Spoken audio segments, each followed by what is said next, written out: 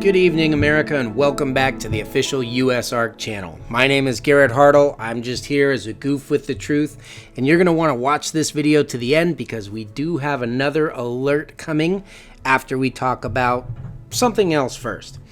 You might be familiar with what's being referred to now as the Holy Thursday Massacre, in which Florida's Fish and Wildlife Commission actually raided somebody's home and killed their pets. Well, on May 11th, they actually had a meeting in which the general public was able to voice their concerns. I bet that was interesting. But you don't have to take my word for it because we actually have Phil Goss and Daniel Parker, that's the president of USARK and USARK Florida, who were there to tell you how it went. Thank you, Garrett. Thanks for having me here today. And as you already said, joining us is Daniel Parker from USARK Florida. Hello, Daniel. Hello, Garrett and Phil. So why don't you guys go ahead and fill us in on how that May 11th meeting went from your guys' perspective and what we might need to do about it? Well, of great concern to obviously many animal keepers and animal businesses in Florida are the restrictions that FWC was pushing. They were both whitelist options. There were two options given. One was basically a ban, and the other one was still a restrictive whitelist, and both of them would have been industry killers. Luckily, we had a lot of people show up from all animal industries. We had reptile keepers, but we also had aquaculture folks. We had bird keepers. We have all different animal people and really presented a united front. And I think that had a big impact on the commissioners. And they ended up not voting to go ahead with the draft rules, which is good because they just voted on these, or they just posted these draft rules less than 24 hours before the meeting even started. So it would have been really unfair if they actually voted to go ahead with those rules. Absolutely. And one thing that was obvious and had a huge impact was there were almost 60 speakers who showed up to speak on this issue, and there were only 3 or 4 who were in support of it. And everyone from herpetoculture and aviculture and aquaculture who showed up to speak did a phenomenal job. Everyone was very well spoken. Our points were made very clear. They actually listened to us. And again, everyone who showed up just did a phenomenal job. And the reason that's important is because usually it's the same 5 or 6 of us showing up to speak at these things. And obviously we feel like we try and speak for everybody, but 1, more people showed up, and 2, all those people were very well spoken, and that represents the entire industry well. So when you show up and you present well and you give facts and you engage with the commissioners, and the commissioners can tell how much this matters to more than just the 5 or 6 of us who always show up, it really had an impact, and it was really good to see. Absolutely. I was so proud of our people. They were so well spoken and they were professional. And it really gave us a better position with the commission, because if people would have shown up and been crazy and overly emotional and acted stupid, it would have discredited us. But that didn't happen. Everybody was very well behaved and professional and well spoken. Great job, reptile community, for showing up and speaking out, staying respectful, to the point, and voicing how you really feel and how these actions from FWC have affected you. Awesome job. So proud of you guys. So what did FWC ultimately decide to do with the drafted rules? Technically, what happened was it was tabled indefinitely, which means it may or may not come back in the future, but at least they didn't vote. They didn't pass anything last week, which was good. They're looking at the data that the various segments of the industry are presenting to them, and everyone who commented had an impact. So thank you to everyone, whether it was an email submission, if you called, if you showed up and gave testimony, that was huge. So thank you. That is awesome. Thank you guys for all of that. Was there anything else important that happened during that May 11th meeting? So another big thing that happened at the last commission meeting was we have a new FWC executive director. So Colonel Young is going to be the new executive director starting next month, starting in June. And I spoke with him briefly after the meeting was over. I know Daniel did as well. Daniel, what do you feel about Colonel Young and as executive director moving forward? Well, I'm encouraged that he seems to be willing to have a conversation with us. He wants to build better relations. He said he has a history of working with industry, and that's certainly encouraging. It seems like he does want to take the agency in a new direction, which would be a relief after what we've seen for the past 5 years, where it was quite obvious that the leadership at FWC really didn't want to work with us and seemed to just want to stomp us into the ground. So it would be very refreshing to be able to have good conversations, honest conversations with leadership about what is going to work and what isn't going to work for our keepers and our industry. Definitely. Now, Phil, what's your opinion of Colonel Young, and what does this mean for FWC moving forward?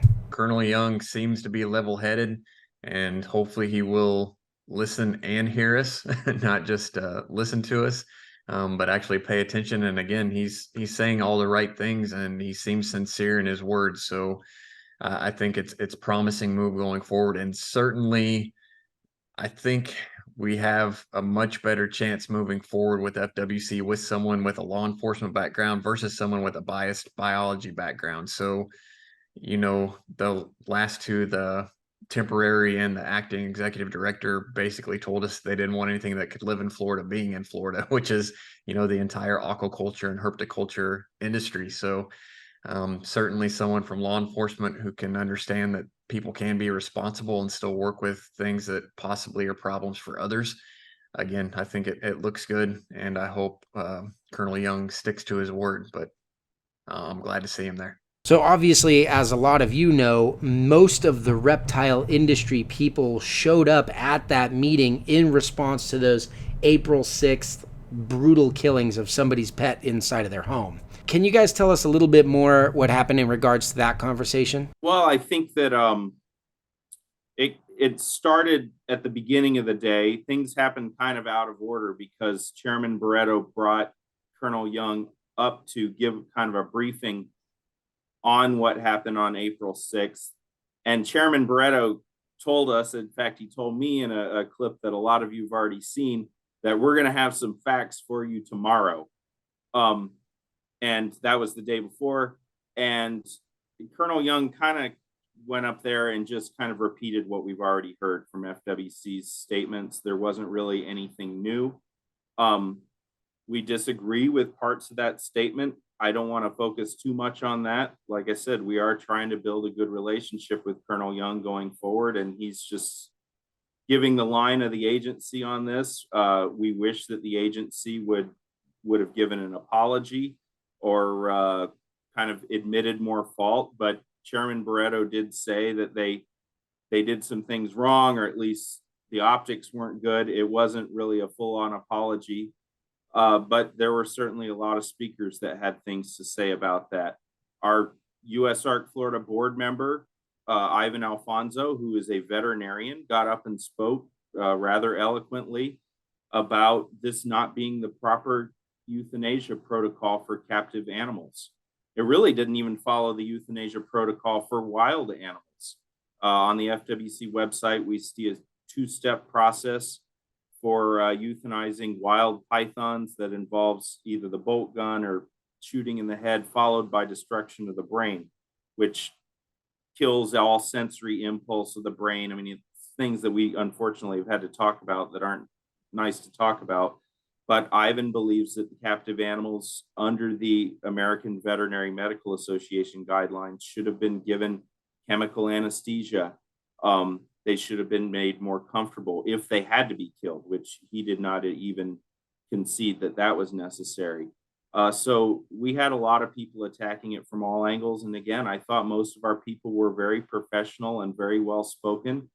And they didn't really let anything that FWC said early in the meeting sway them from what they had already planned on saying. What FWC said didn't really change any minds on that. If you want to watch the full commission meeting, you can do that on the floridachannel.org. But a couple things did come out of it, which are good. So there was right now, there is a termination of the killing of any captive animals.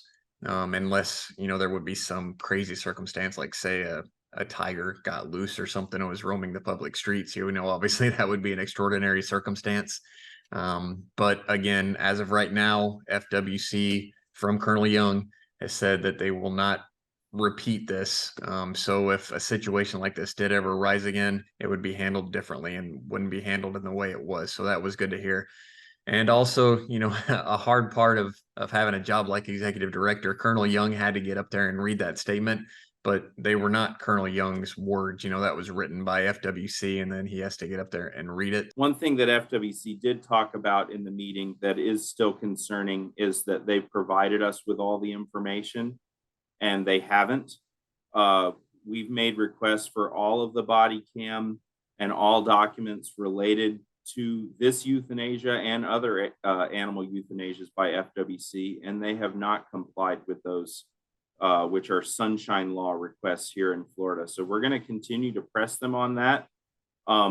Going forward, I hope that's something that Colonel Young will address, is complying with these public record searches, because right now it's very apparent that they don't want to provide us with all the information. We should have this. We have a right to all this information as members of the public, and they have not provided that to us. So obviously there's still more that needs to happen on FWC's behalf in regards to these April 6th killings, but I am really happy that you guys seem to have been able to show up and communicate clearly what needs to happen, what the government needs to understand about the reptile industry and how we feel about the way that we're being treated in this case.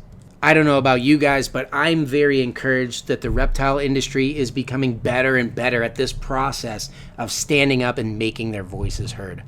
Honestly, it couldn't come soon enough because, as promised at the beginning of this video, there is another legislative proposal update that I have for you guys. This is an alert, and it's probably not the greatest one. Phil, you want to let us know what's going on? USARK just put out an alert this morning that those Lacey Act amendments that a lot of us became familiar with last year are back. So Senator Rubio out of Florida has introduced these again. The last time we saw them was in 2021. So Senator Rubio actually introduced this. It was Senate Bill 626. So this is back again. It does not have a bill number yet because the text has just been posted.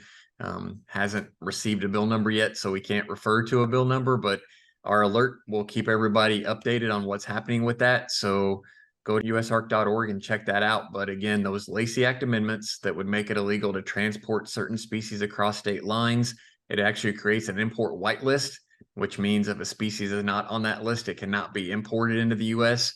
And it does some other things. We've got it all broken down there on usark.org. And, this is something we just had a win and a victory down in Florida by stopping that whitelist. And now just a few days later, we've got this coming back at us. And Daniel, do you want to share any thoughts on that? I want to apologize to everyone that Florida keeps being the source of all concern and anxiety for our whole animal community. But unfortunately, it seems that our politicians here are just bent on killing our industry and making it more difficult for us to just move our animals around. So everybody needs to follow USARK, and we'll of course, USARK Florida will be sharing all of this stuff. It is, after all, our very own senator who is responsible for this right now. But this is another situation we're going to have to stay on top of. And I'm sure that we'll all have more information to come on directions, what people need to do to be active on this issue. Yes, absolutely. Again, we'll update as needed, and we'll continually do that just like we did last year when we stopped the Competes Act, or at least the Lacey Act amendments found within the Competes Act.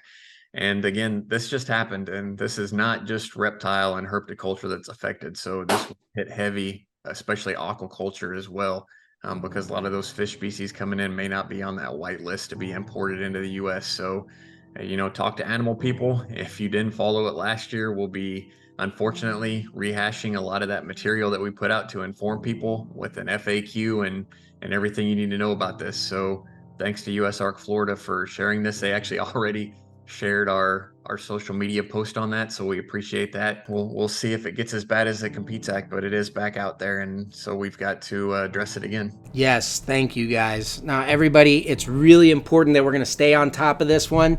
You know what to do. Make sure you subscribe to the channel, hit that notification bell, and share this video everywhere so that your friends and family can understand what's going on. As we find out more information about this, we will definitely be covering the progress of this right here on USARK's official channel so that you guys know exactly what you need to do to allow future generations of keepers to continue enjoying these animals for a long time to come. So be sure to stay tuned. But that's all I have for you tonight. Thank you so much for tuning in and watching this far. Good night, America.